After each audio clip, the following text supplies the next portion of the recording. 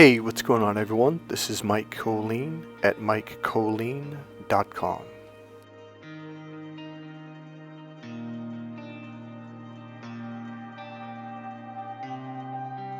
So most of my videos really are about emotional healing so you can let go and be emotionally free. Because that's the Garden of Eden. If you truly get really good at learning how to let go, you enter the Garden of Eden. It's this free-flowing space where you can manifest, where you can create, and I mean manifest right here in the third dimension, on this plane of existence. In fact, that's I want to throw out my thoughts. That's why we're here. We really were here to create in the first place. That's what it was all about. This is a place of learning and growth. One thing I want to say before I get into this video is, remember, you were lied to. We were all lied to at the Garden of Eden, okay? So if you think that was just back then, no, it really means what happened to us here in this lifetime as well. Is essentially, originally we were just in the garden with God, hanging out, creating, being playful, having fun, etc., which is what it was all about in the first place. But the lie tells us, no, you can't be happy. You must feel shame. You must be punished. You need to earn God's love. You need to work hard for it. You gotta, do all these things. And you know what? That's exactly a narcissist teaching. I just did a video about another dating relationship coach who was talking about how he meets these women. In fact, I think the video probably came out like 3-4 nights ago. How he would meet these women that he was coaching, and they were like, well, when I'm not chasing a man, it just doesn't feel right. There's no excitement, there's no passion. And when he's not like, how would he say it? Like, it was essentially the abandonment thing they do is like, can't remember the word, but essentially they'd be around for 3 days and all of a sudden they would just disappear and she wouldn't see him for 3 to 5 days or more. And she's like, when I don't feel like there's a chase, or when I don't feel like I have to earn his love, something just doesn't feel right. And there was a couple more things like anxiety, panic, etc. And he's like, God, this is just horrible. And he never mentions, now I don't know, because this was a short, and I don't know if he mentions it in a long form video, but I'm listening to this going, this is absolutely 100% narcissist abuse. This is a person that has been trained, conditioned, and abused by a narcissist to be gaslighted, to be abandoned, to earn someone's love. Like, that's just a really sick game. One of the biggest lessons I learned years ago is, if someone doesn't like me for who I am, they shouldn't be around me. And that is one of my number one rules when I meet someone. That's like, if they start going, you should change your shoes, or you shouldn't cuss, or you shouldn't, whatever. I'm just like, I gotta be honest with you, I don't think you like me. Like, no, I like you a lot. Like, no, you don't like me a lot, because if you did like me a lot, you wouldn't be telling me to change. I love doing that to people because it really kind of, it's very freeing. And it's not necessarily like I love to do it to people, but it's a learning experience for them, because they're like, man, I never thought of it like this. Like, yeah, like if you have to go around changing people, like, wow, like you don't really like them. And here's the other thing I'll say is, like, and that's okay. You don't have to like everyone's personality. That's 100% absolutely fine. We don't all have to like each other and be comfortable with each other. In other words, you really should, instead of wasting time trying to change someone, you should try to find someone that you actually like for who they actually are. That is a healthy relationship or friendship. Now, for you, on the other hand, if someone's trying to change you, saying you shouldn't, be aware of words like must, mustn't, should, shouldn't, like that.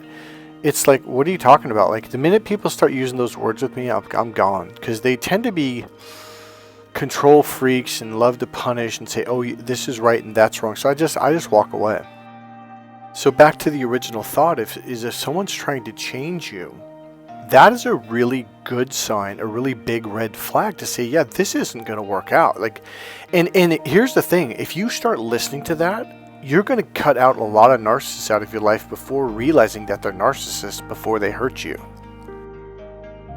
Because that's a very narcissistic thing to do. It's like they want to go around changing people, controlling people, and you shouldn't this and you shouldn't that and you must this. And it's like, wow, when I start hearing those words, I'm gone. And for you, it really frees you. And so, here's one thing that I do.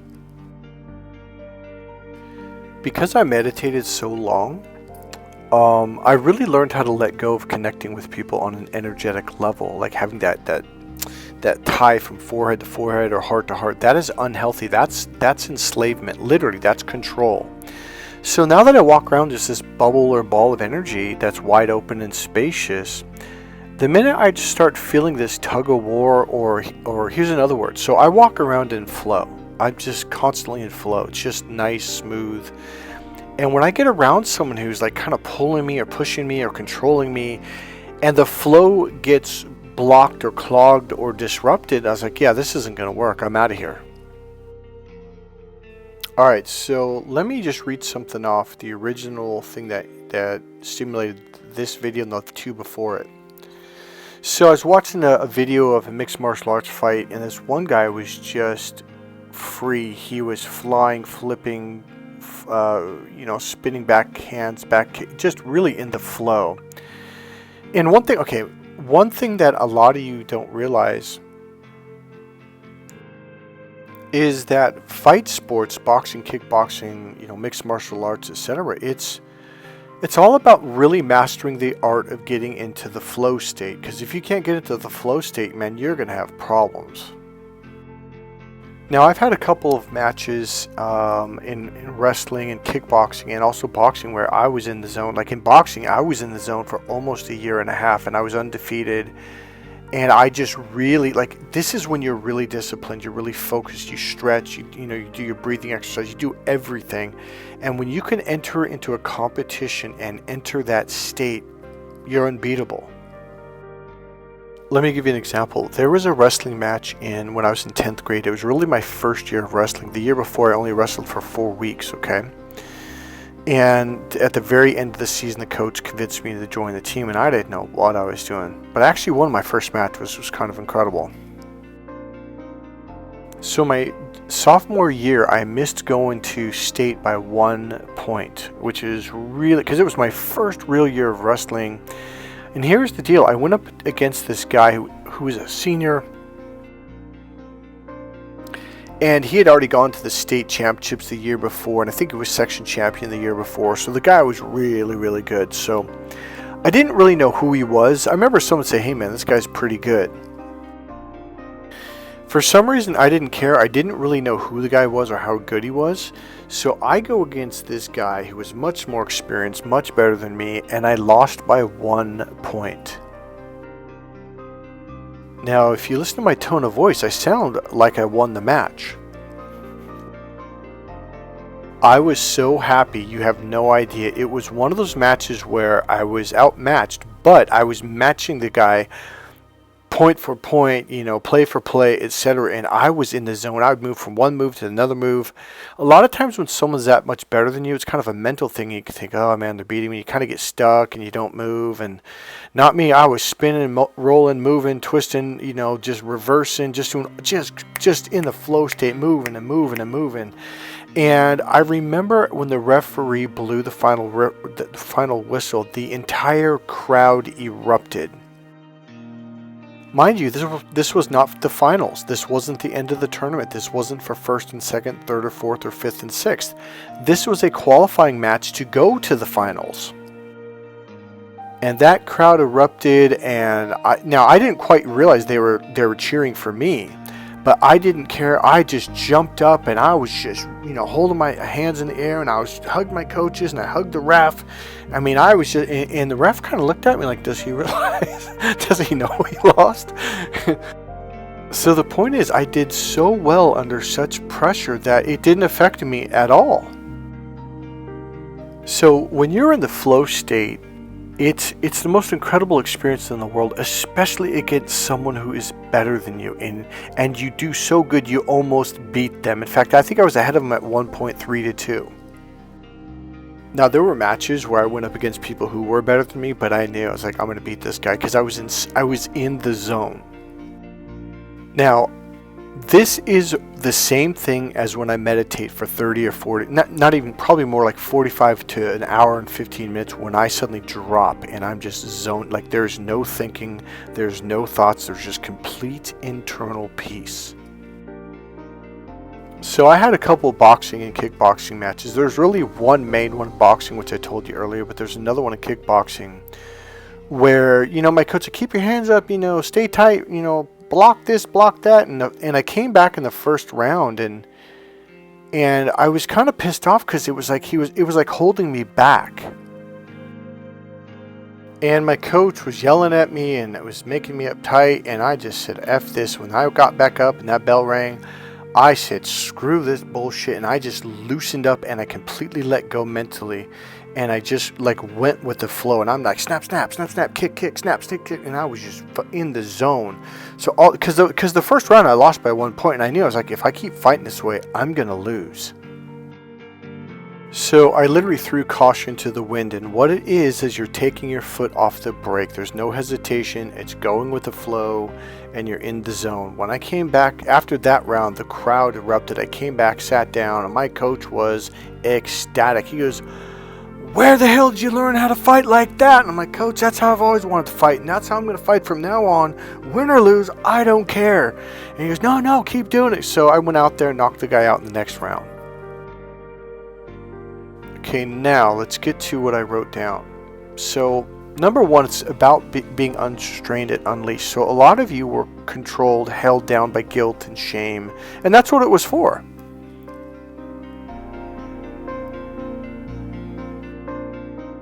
Meaning the devil did that so you wouldn't enjoy life, so you'd be held back and you'd be strained and essentially held down. Held down from enjoying your life and getting the most out of life. See, everything you were told is a freaking lie. Why? So you can't enjoy what's now, comma. The devil is a liar. Stop worrying. Do you know why poor people are poor? Because their beliefs, their values, and their rules around money are poverty thinking. They think in terms of poverty, such as they're the ones in church that tell you, oh, money is the root of all evil. That is not, N-O-T, not what it says. In fact, the Bible when I say I mean God, consistently says to prosper, to live abundantly, to be abundant, and on and on and on. So let's say you have a group of people that are poor and you start making more and more money. They're going to go, oh, are you like the devil? Are you worshiping money? Oh, you think money, money's the root of all evil. And they start, it doesn't say that, it says the love of money.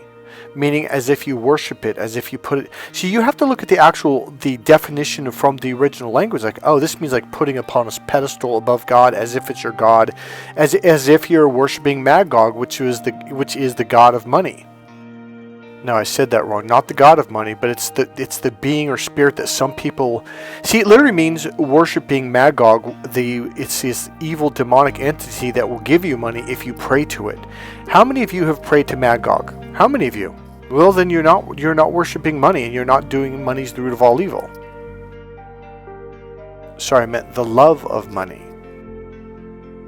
So people that are miserable, whenever they get around happy people, they start trying to make them unhappy. They start saying, oh, so you think you're better than us? And all it is a freaking mind trick. They're just trying to manipulate you to bring you down. And then there's the other one, that people that live in fear, they try to make you live in fear so you guys can be buddies together hiding from the world. So those are the ones that constantly tell you to fear, whereas God says 365 times that you shouldn't fear. Do not fear, thou shalt not fear, and on and on. 365 times. That's one for each day of the year.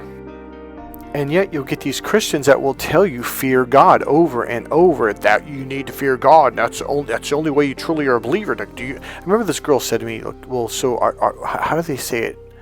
Not do you fear God, but something like that.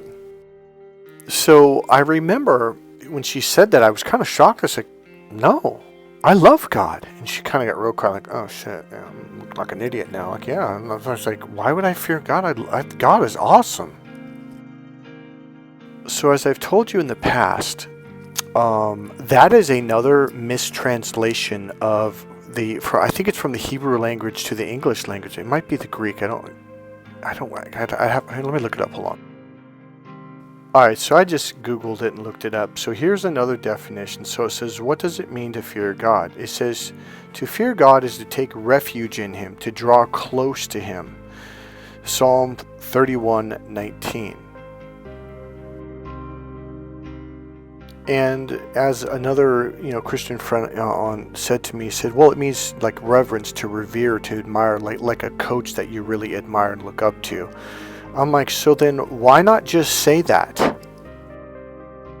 And if he would be honest, he'd say, well, how are we going to hold people back? I mean, Mike, I don't make as much money as that person, so I've got to hold them back and tell them money's the root of all evil. And if they're out there happy and joyful and I'm not, I've got to tell them to live in fear, to fear God.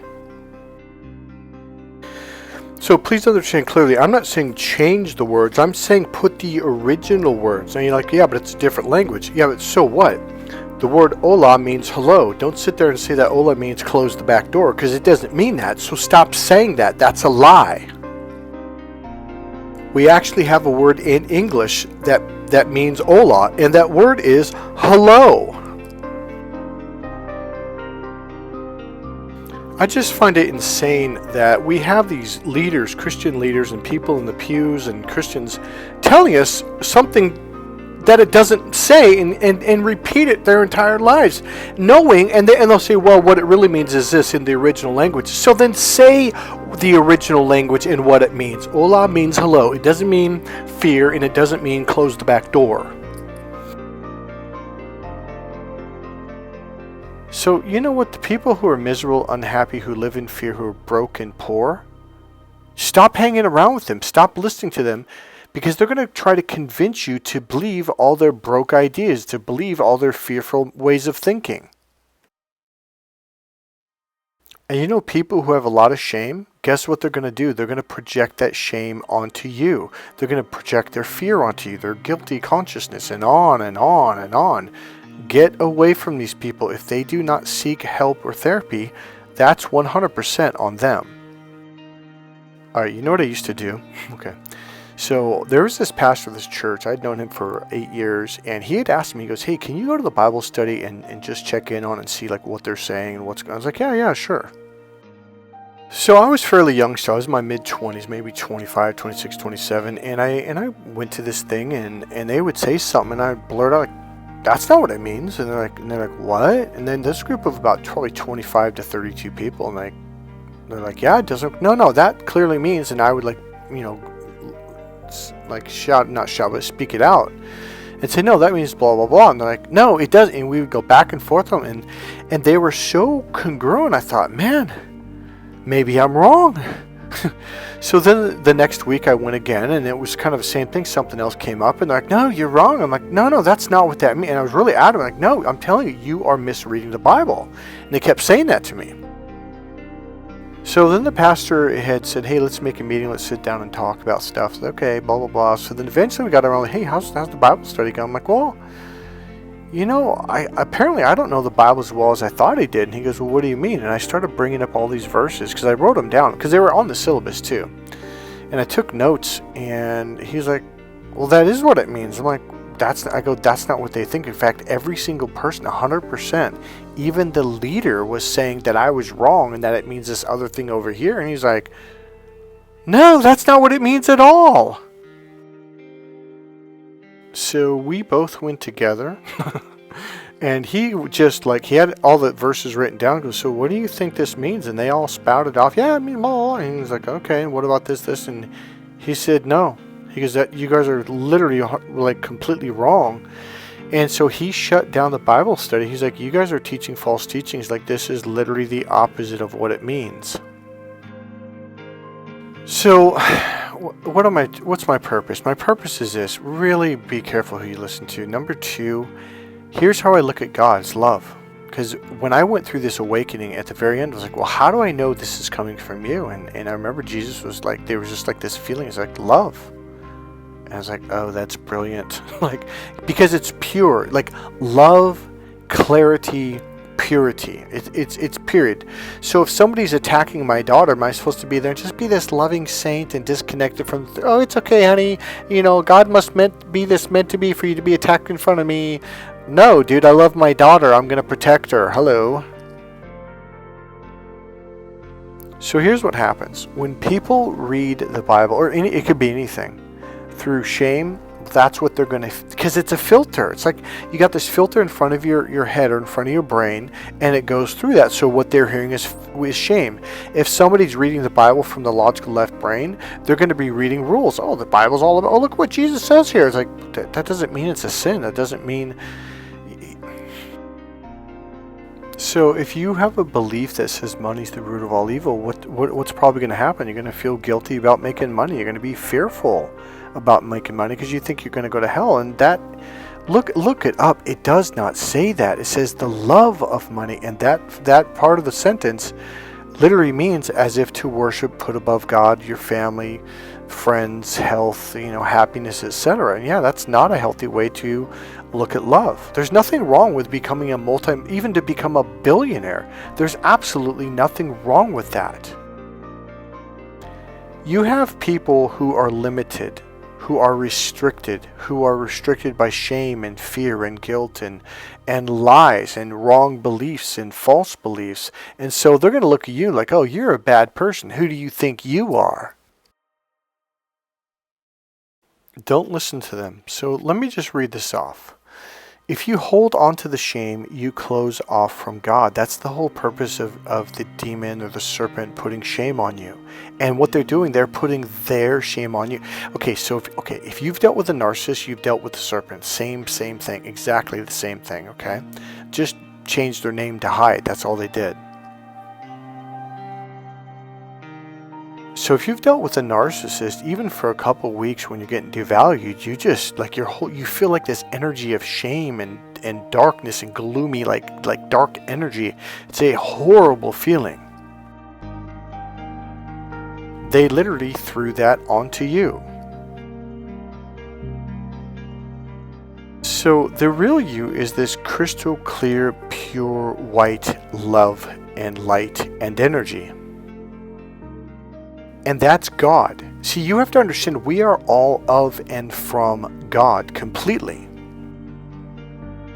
You know how I talk about parts and how we break off parts and push them out? Well, we are a part of God. God divided us because He wanted to see what it was like to experience life through each of us in completely radically different ways.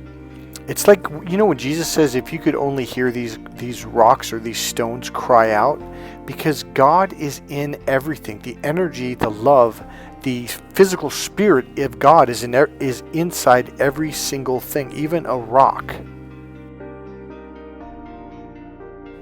So we are broken off parts of God, and then what we do, we break off more parts of us. So this causes what's the word I'm looking for? This causes contrast. This causes reflection. It allows us to see ourselves. Now, for most people who are going through life in the two-dimensional brain, the either or, right or wrong brain, everything to them is either good or it's bad. They can't just be like, well, this is just an experience. This is something we're supposed to learn from, or okay, here's another thing. You are not supposed to have the exact same experiences and learnings that I'm supposed to have. And that doesn't mean that either one of us is right or wrong. It just means like, wow, that's your experience. It's kind of like different forms of music. Some people like classical, some people like rock, some people like country, some people like this or that. It's like painting. You've got classical painters, you've got this kind of painter, you've got this kind of art. It doesn't mean that, oh, there can only be one form and my form is the Christian form and anything outside of my tiny little frickin' box is wrong and evil and you're going to hell. Now, I do draw the line that if people are out to hurt people in any way, hurt children, to manipulate, to to just be mean. Like, yeah, that's wrong. And some people will take this to go, oh, so I can like go around and irritate people, say, oh, I'm just different. Like, no, that's hurting people. If you're going around trying to irritate people, be a jackass, like, it's your, and you know what really we learned in Hawaii, it really comes down to your intention, and that is what it's all about. See, no, you could have a perfectly good intention, and a narcissist will come along and say, oh, well, their intention is this bad, horrible, monstrous thing. And it's like, no, it's not. Just walk away. And another thing that could help you is, so one of my things, okay, let me tell you something right now. Intention is the most powerful word and thing or power on the planet and in the universe, period, end of sentence. As I've told you in the past during these NLP trainings, this was like way deep, like 3 or 4 weeks. You know, we're doing like 9-hour days. And they said, look, we're going to say something that might upset you, but it's not the techniques that are healing people. And Dr. Tad James says, look, I know you guys have spent a lot of money and a lot of energy and time learning all these different techniques. But we're trying to get you to realize it's not the techniques, it's your intention that heals someone. Now that actually answered a question I had, because so I'm trained in, well, technically 4, but I'm certified in 3 different forms of energy healing. And they all use radically, completely, utterly different techniques for the same things. And they all worked. And I thought, like, what is that? So when Dr. Tad James said that, I thought, oh, that makes so much sense, because it was my heart and my soul and my intention that was doing it. So your intention guides your energy. Your intention also creates what energy you're creating. All things are possible. This is why Christ said, if ye believe, you shall receive whatever you ask for in prayer. And this very same thing, intention, is what can protect you and will protect you. So when I'm listening to someone, I'm really paying attention to what is the intention behind the words. What is it that they're really trying to express and get across? What is the energy behind the words? So I'm searching for that. I'm feeling that. I'm also putting the words together like pieces of the puzzle with their facial expression, their eyes, the way they say it, etc. And boom, the intention stands out. Some people will crack jokes and say smart-ass stuff because they're trying to belittle someone. They're trying to hurt someone's feelings. And you can feel the energy. You can absolutely feel and sense the intention behind the words. So there's this guy, Andrew, he works at the store I go to, and he's funny. Now, I didn't know him very well at first, but it became very apparent that his intentions are to make people happy. So when you're actively, it's just like literally, like you look at them, you kind of look past them, and you're like, well, what's behind the words? And it will come to you. The first time I heard it, I thought, oh, like, no way. And I just started doing it, and it took some time, but eventually I was like, oh, like it became really apparent. And this also adds clarity in communication with people. It doesn't have to be a good or bad, person. But, it's just like if you do this to understand someone, it really adds clarity to it. I also do this with my clients when I'm working with them, because I'm trying to find out what's going on behind these words, behind the scenes, so I can better understand them, so I can help them better.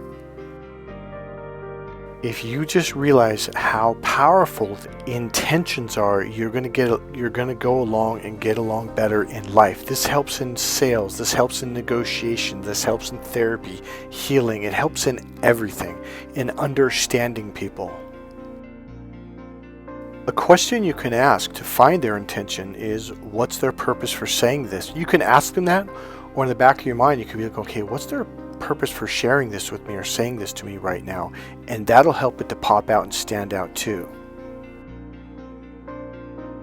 Alright guys, this is the end of the video. If you like this video, please click subscribe, click that all bell, and click the like button, make a comment.